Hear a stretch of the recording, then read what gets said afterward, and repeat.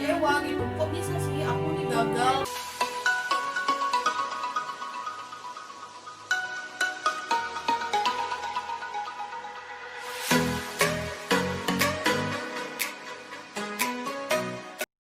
Hai, assalamualaikum teman-teman. Ketemu lagi dengan aku, Nurul Asma Ardian. Di video kali ini aku nggak sendiri ya teman-teman. Jadi hari ini aku ditemani suami aku. Next, seperti yang kalian baca di judul, jadi kami berdua ingin membagikan informasi terkait dengan pengalaman kami menjalani program bayi tabung. Yang mungkin teman-teman di luar sana mengalami hal yang sama seperti kami, yaitu sulitnya untuk memiliki keturunan.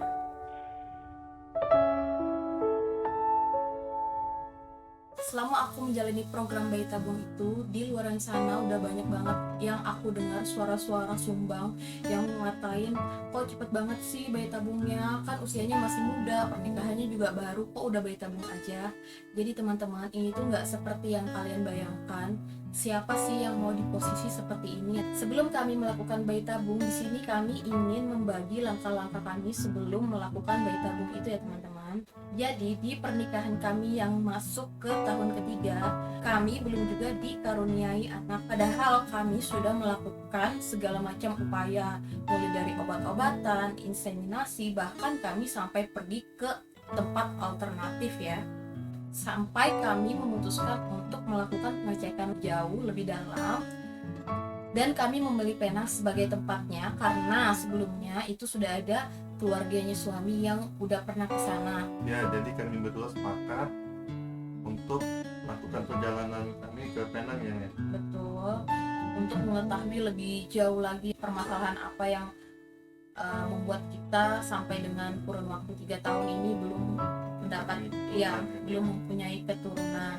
Jadi waktu itu aku melakukan pengecekan melalui proses transvaginal, sedangkan suami pengecekan di lab. Dan alhamdulillahnya lagi teman-teman, pada saat aku melakukan pengecekan pertama kalinya, itu pas juga dibarengi dengan aku datang bulan. Ingat nggak aku datang bulan hari pertama? Jadi itu memudahkan si dokternya untuk ngecek nih ada permasalahan apa di akunya. Jadi hasilnya langsung keluar hari itu juga ya? Betul, tapi nggak langsung. Jadi hasilnya itu keluarnya beberapa jam kemudian. Jadi kita sempat betul. Jadi kita pulang dulu, terus kita kembali kalau nggak salah sore. Jadi itu dari pagi kita ke sana, terus kita ngecek segala macamnya. Di sore harinya kami berdua datang lagi ke rumah sakit untuk dibacakan hasil oleh dokternya. Setelah hasil labnya keluar, dokter membacakan hasil labnya itu, ternyata di situ memang ada sedikit sesuatu yang menyebabkan agak sulit untuk memperoleh keturunan gitu ya. Betul. Dokter juga memberikan kita opsi bayi tabung. Kenapa opsinya bayi tabung? Karena sebelumnya dokter sudah melihat apa yang sudah kami jalani waktu kami ada di Tarakan. Salah satunya itu seperti yang saya sebutkan tadi, seperti obat-obatan, inseminasi, itu sudah pernah kami jalani. Jadi hari itu juga kami memilih bayi tabung sebagai program kami selanjutnya. Ini benar-benar udah kita pikirkan secara matang. Kita ngambil keputusan ini, keputusan terakhir gitu ya teman-teman, karena kita udah melakukan segala macam upaya untuk memperoleh keturunan, tapi memang Allah mungkin belum mengizinkan kami untuk seperti layaknya teman-teman di luar sana yang bisa hamil dengan mudahnya gitu ya. Kami harus dulu melakukan program ini dan itu, dan terakhir kami memilih bayi tabung sebagai program kami selanjutnya. Nah, disinilah awal mulanya aku dibekali dengan suntikan dan cairan ya, yang ya. Jadi ini adalah bekal selama nanti aku ada di Tarakan, dan itu aku gunakan kurang lebih selama 2 bulan ya. Perut aku suntik sendiri, aku benar-benar ngelakuin itu sendiri ya teman-teman. Tapi kalau misalnya kalian nggak berani, kalian boleh pakai jasa suster. Nah, gunanya aku melakukan suntikan itu adalah untuk persiapan aku melakukan OPU atau pengambilan sel telur. Jadi pengambilan sel telur ini dilakukan untuk disatukan dengan spermanya yang memang penyatuannya itu dilakukan di luar seperti itu. Dan itu bisa kita tunggu sampai dengan 5 hari ke depan sampai penyatuan keduanya itu berbentuk menjadi embrio, dan itu harus ditunggu lagi embrio mana yang paling kuat bertahannya. Dan sebenarnya pada hari kelima itu kita sudah bisa dilakukan ET atau embrio transfer. Tapi waktu itu kondisi aku benar-benar drop. Jadi waktu itu dokter memang memberitahukan bahwa aku tidak bisa melanjutkan embrio transfer dikarenakan kondisi aku yang benar-benar drop banget, dan kalaupun dipaksa itu bisa mengakibatkan hal yang buruk. Karena memang pada dasarnya kita melakukan ET atau embrio transfer itu dalam keadaan yang fit. Ibaratnya rahim itu harus benar-benar siap untuk menerima si embrio, sementara itu tidak berlaku pada aku waktu itu. Jadi dengan berat hati waktu itu aku harus menunggu lagi selama 2 bulan. Ada juga yang bisa langsung ET, itu karena masing-masing orang kondisinya itu berbeda-beda. Sedangkan kalau kondisi aku kan emang waktu itu nggak kuat. Iya betul, karena waktu itu sel telur yang aku hasilkan 33 sel telur teman-teman, yang masuk yang itu ya Pak, yang paling banyak gitu ya. Iya betul, yang paling banyak banget waktu itu. Sebenarnya itu bisa lebih lagi gitu ya, tapi karena memang udah cukup, udah lebih daripada cukup. 33 sel telur yang dihasilkan ya udah segitu aja, udah yang diambil pada waktu itu. Jadi embrio kemarin yang jadi itu ada 6. Oh iya betul. Banyak Pak. Iya betul. Jadi embrio yang jadi waktu itu dari 33 sel telur ya teman-teman, yang jadi itu ada 6, dan semua itu alhamdulillahnya lagi ya Allah, kualitasnya semua yang paling baik, jadi excellent semua. Dan ada 2 embrio yang bisa membelah ya, tapi tidak menutup kemungkinan yang kemarin dimasukkan ini bisa membelah lagi. Iya betul, bisa membelah lagi, bisa jadi kembar. Jadi kemarin itu waktu ditransferkan embrio ke rahim aku, itu tetap dipantau sama dokternya.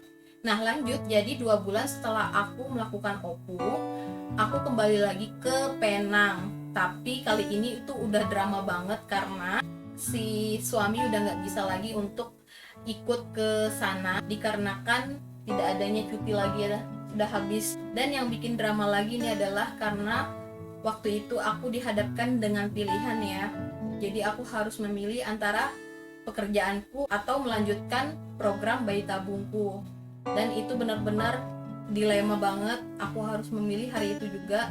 Dan aku juga udah ngasih tahu ke suami, jadi suami juga mendukung aku untuk melanjutkan program ini. Karena kita benar-benar dari awal itu perjalanannya gak sebentar teman-teman, kita harus nunggu 2 bulan, terus nunggu lagi 2 bulan berikutnya. Bisa dibilang ini perjalanan kami yang ketiga kali, dan ini yang terakhir untuk aku lakukan gitu, untuk embrio transfer gitu.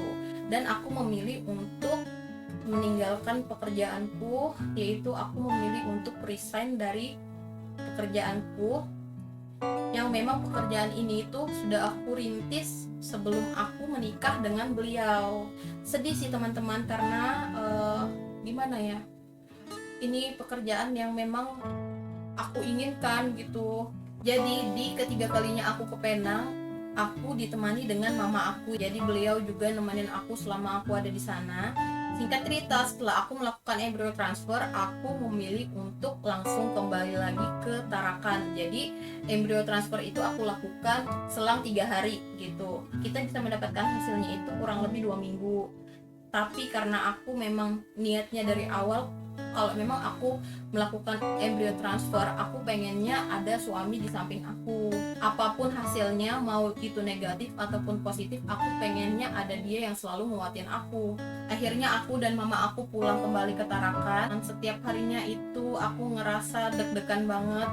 Hari terus berjalan, aku nggak tahu apakah nantinya ini akan positif ataupun negatif. Dan yang ditunggu-tunggu akhirnya tiba. 2 minggu kemudian, setelah aku melakukan ET, kami akhirnya ke RSUD Tarakan untuk mengambil darah atau beta HCG. Di sini teman-teman, aku mau informasikan lagi bahwa tidak disarankan untuk kita sebagai pejuang bayi tabung untuk melakukan test pack ya teman-teman. Kenapa? Karena pada saat itu kita benar-benar masih rentan banget.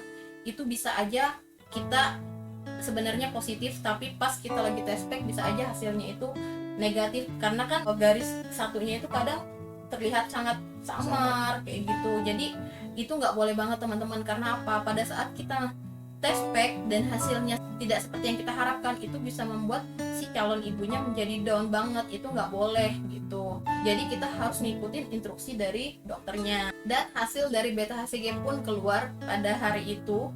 Jadi hasil dari beta HCG waktu itu, aku pikir itu ada kata-kata positif atau negatifnya teman-teman, tapi ternyata tidak. Di situ tuh, iya betul, cuma angka aja. Maksudnya kita orang awam, kita nggak tahu nih positif atau negatif, itu benar-benar nggak tahu. Jadi aku kirimkan lagi hasilnya itu di rumah sakit di Penang. Terus mereka ngasih tahu bahwa aku hamil. Alhamdulillah perjuangan dan pengorbanan kami itu terbayarkan teman-teman, karena Allah menitipkan dan mempercayakan kami untuk memiliki keturunan.